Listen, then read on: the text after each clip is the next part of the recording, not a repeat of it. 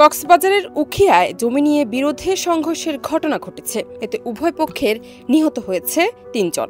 ৬ April দুপুরে কক্সবাজারের উখিয়ায় রাজাপালং ইউনিয়নের কুতুপালং গ্রামে এই ঘটনা ঘটে। পুলিশ ও স্থানীয়রা বলেছে, রবিবার দুপুরে কক্সবাজারের উখিয়ার কুতুপালং পশ্চিমপাড়া গ্রামের সামান্য জায়গা নিয়ে দুই পক্ষের মাঝে বিরোধ চলে আসছিল। এই বিরোধের জেরে রবিবার সকালে বাউন্ডারি ওয়াল নির্মাণ করা নিয়ে তাদের মাঝে সংঘর্ষ হয়। এ সময় হামলা পাল্টা হামলা ও এলোপাতাড়ি কোপানো উভয় পক্ষের অনেকেই আহত হন। পরে স্থানীয় লোকজন গুরুতর আহতদের হাসপাতালে নিয়ে গেলে চিকিৎসক ৩ জনকে মৃত ঘোষণা করেন।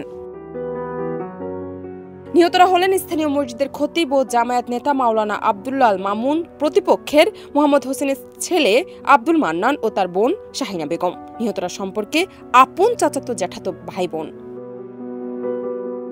ওসি আরিফ বলেন, জমি বিরোধ নিয়ে দুই পক্ষের সংঘর্ষ হয়। মরদেহ উদ্ধার করে ময়নাতদন্তের জন্য হাসপাতালের মর্গে পাঠানো হয়েছে। এ বিষয়ে আইনি প্রক্রিয়া চলমান রয়েছে। জান্নাত নিপু, দেশ রূপান্তর।